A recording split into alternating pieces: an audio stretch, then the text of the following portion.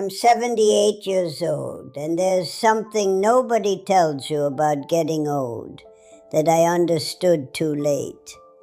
I spent nearly 60 years of my life believing that being a good mother meant being always available. Always. That if I answered on the first ring, if I dropped everything when they needed me, if I never complained, if I pretended to be fine even when I wasn't, my children would always want me near. I believed that making yourself indispensable was the same thing as being loved. I was completely wrong. Because there is an enormous difference between being sought because someone needs you and being sought because someone loves you. And when you discover that difference at 78 years old, it changes everything from the inside out. Like when you break a cup and glue it back together, you know where the crack is. You can see it, even when nobody else can. Before I go on, if you've ever felt invisible inside your own home, if you've ever confused sacrifice with love, if any of those first few sentences landed somewhere true in you, subscribe to this channel. Not as a favor, as something for yourself. Because what I'm about to say is the kind of thing women of our generation were never supposed to say out loud. And if it matters to you, there is more here. The button is right there. 1 second, then I'll keep going. Today I want to tell you how I lost my family without anyone saying it to my face. How on a Wednesday evening in November, I understood that I had become a problem to be managed rather than a person to be loved. And how for the first time in years, I found a peace I wasn't looking for. If you have ever felt invisible inside your own home, if you have ever confused sacrifice with love, if you have ever stopped wanting things because it seemed more polite not to ask, stay with me until the end. This is my story. The story of how I learned to exist without asking anyone's permission. My name is Teresa Marino. I'm 78 years old, and I've lived my whole life in the same neighborhood of Cincinnati, the same street in Hyde Park where I came as a young bride, where I raised my children, where the houses have stayed the same, even as everything inside them changed. The house is too big for me now, but I can't leave it, because every room holds a memory that weighs more than the furniture. My husband Frank died 12 years ago. Heart attack, sudden, on an April morning while he was having his breakfast. The coffee cup was still warm when the ambulance arrived. I always remember that detail, the cup still warm, as if time hadn't had the courage to stop alongside him. After Frank, I was left alone with my 2 children. My son Michael, the older one, who lives in Chicago with his family, and my daughter Laura, the younger, who lives here in Cincinnati. But she might as well be in Seattle for all I see of her. For the first years after Frank died, I did what all widows of my generation do. I rolled up my sleeves. I learned to do the things he used to do, sorted out the paperwork, called the plumber on my own, learned to use the computer because Michael said it was important.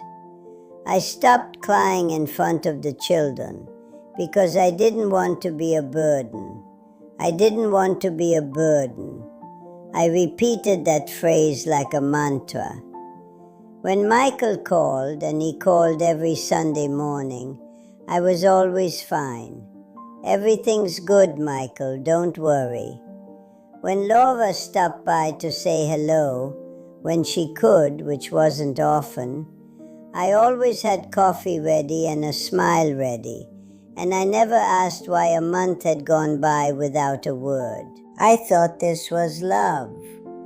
I thought not making demands was a form of respect for them. I was wrong. I was only teaching them that they didn't need to show up. Sunday dinners had been a sacred thing when Frank was alive. He was the one who insisted on them, who set the big dining room table himself, who put out the good tablecloth even when it was just family, who always said that the dinner table is where a family remembers it's a family. After him, I kept it going. For years, I kept it going. I'd start the pot roast on Saturday evening, make the pasta from scratch the way my mother taught me, buy the wine Michael liked. I held the tradition up on my own, the way you hold up a heavy door by leaning your back against it. At first they came, then they started coming in turns. One Sunday Michael with his wife Susan and the kids, the next Sunday Laura with her husband Dave. Then they started missing Sundays. First occasionally, then more often. Things come up, Mom, you know how it is. The kids have activities, the traffic on 71 on Sunday afternoons is impossible. I said, of course, I understand, don't give it a thought. I set the table anyway. I cooked anyway. I waited anyway. The pot roast got better and better, and more of it went uneaten. One Sunday in November 3 years ago, nobody came. Nobody called. No text message arrived. I waited until 2 in the afternoon with the table set and the pot on the lowest flame. Then I turned off the stove, covered the food with a clean dish towel as if it might still be needed, and went to sit in the armchair. The television was off. The phone was silent. The kitchen clock made that ticking sound that always seems louder when you're alone. I told myself they must be busy, they'll call next week. But next week came and went, and the Sunday after that too. Silence doesn't arrive all at once, you know. It's not like a door closing. It's like fog, the way it rolls in off the river here in October, rising slowly, and at first you can still see the lights at the end of the street, then a little less, then nothing, and you can't say exactly when it got dark. I kept setting the table for 2 even when I was alone.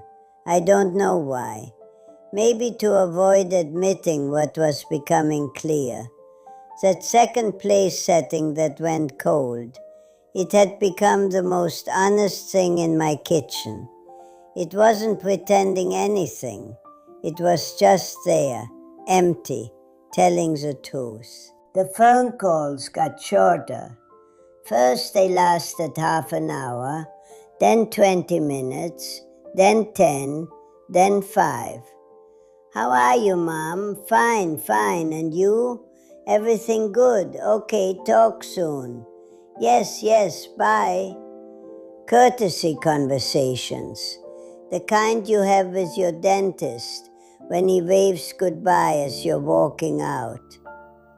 I stopped telling them things. I had so much to tell. The woman on the second floor of my friend Petty's building, who had started taking yoga at 74.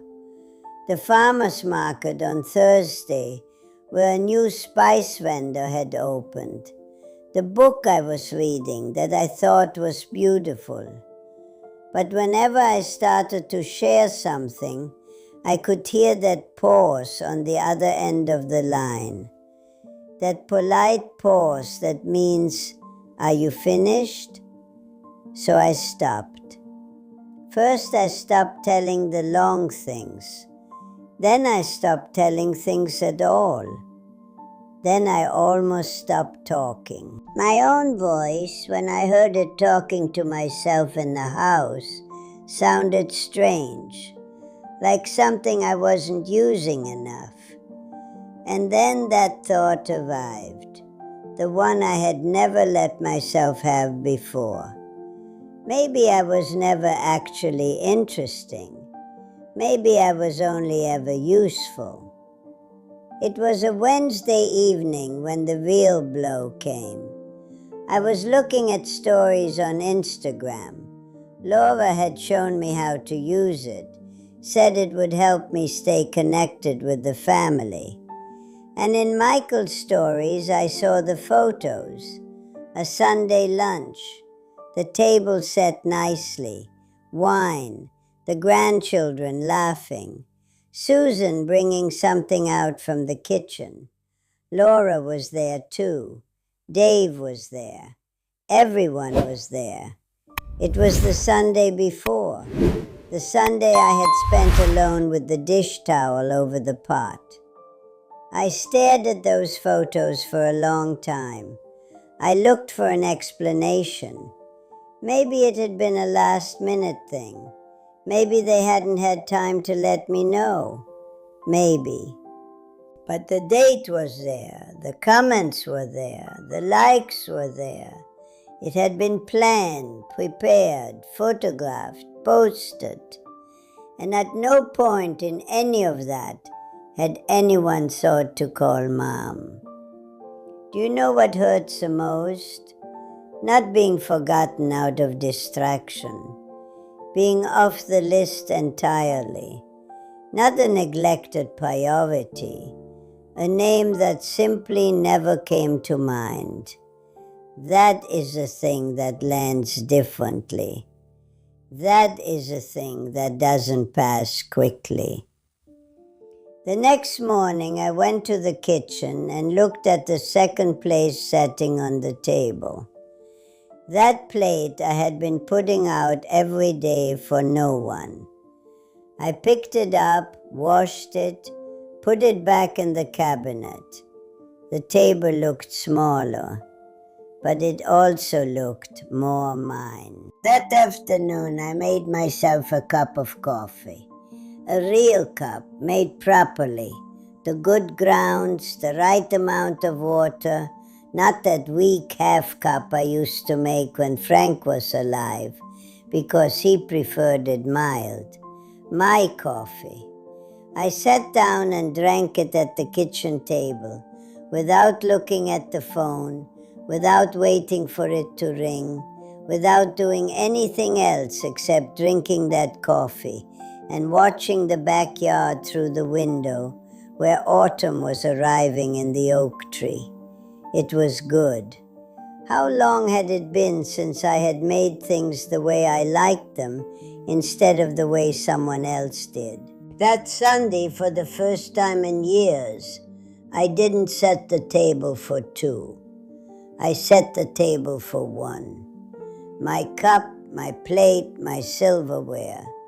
I made a simple soup, the one I like, with the vegetables I like, without wondering whether it would suit anyone else. I ate alone, slowly, without the television on to cover the silence, with the silence. And the silence, for the first time, didn't feel like an accusation. It was just silence. It was my Sunday. I began to remember who I was before I was only Michael and Laura's mother, before I was only Frank's wife. I was Teresa. Teresa, who as a girl read everything she could get her hands on. Teresa, who had taught herself some French from tapes and library books. Not perfectly, but enough to follow along. Teresa, who used to take long walks without a destination, just for the pleasure of walking. I had stopped doing all of those things. I couldn't say exactly when. It happens that way, gradually. The things that are you give way to the things you do for others. And one day you look in the mirror and you don't quite recognize who's there. I started reading again. I started walking again. I found a French conversation group at the public library. Tuesday afternoons, a small, quiet group, people around my age, a young teacher with a lot of patience. I came home from that first Tuesday and realized I had talked, had laughed, had learned something new. I hadn't thought about the phone for 3 hours. I came home and made dinner, a real dinner, not the quick something you put together when you're eating alone out of obligation. I put on music, something I hadn't done in years, because Frank used to say music while eating was distracting, and I had stopped putting it on, and then stopped wanting it, and then had almost forgotten that I liked it. I understood in that period that there are so many things you stop doing like that, to accommodate someone, to not make noise, to not be a bother. And one day you realize you have built an entire life out of adjustments so small you never quite notice them, but added together they make a person you no longer recognize. I'm not saying my children did this to me. I'm not looking for someone to blame. Maybe I contributed to it myself, with all that availability, with all that never asking, with all those fine, don't worry phrases I said for years. Maybe I taught them without meaning to, that I needed very little, and they believed me. We were all honest in our way, and maybe that's exactly why it still hurts. My days took on a different shape, no longer organized around waiting, around when will they call, around maybe they'll come this week, organized around me, my habits, my morning coffee, my walk, my book, my Tuesday French group. One morning in March, I was watering the geraniums on the back porch. They've always been my favorite thing about this house. Those red geraniums that Frank brought me every spring from the nursery on Madison Road. And I realized I hadn't checked my phone since I woke up. It was 11 o'clock. 3 hours without looking for messages, without waiting for a call, and I hadn't noticed. That was the extraordinary thing, not the absence. The absence had been there for a long time. It was that I no longer felt the absence as a pain. I'm 78 years old. Micah still calls Sunday mornings. Laura stops by sometimes. When they come, I hug them, and I'm genuinely glad to see them. But when they leave, I don't stay behind waiting for them to come back. I have other things to do. I have my own life to walk through. I'm not saying I'm happy with how things turned out. I'm not saying I wouldn't have preferred a different kind of relationship, closer, more present. Of course I would have. I'm a mother, not a stone. But I stopped building my days around what doesn't come. I stopped measuring my worth by how often the phone rings. I stopped making weak coffee because someone else preferred it that way. It took me 78 years to learn it. Maybe I could have learned it earlier, maybe not. We are made of what we have been, and I was that mother who waited, that wife who adapted, That woman who made herself smaller to make room for everyone else. Now I am Teresa, with my coffee made the way I like it, my red geraniums on the porch, my Tuesday French group, my books, my walks without a destination. The house is too big, it's two. Some afternoons you can hear the silence very clearly. But that silence is mine now. It isn't an absence.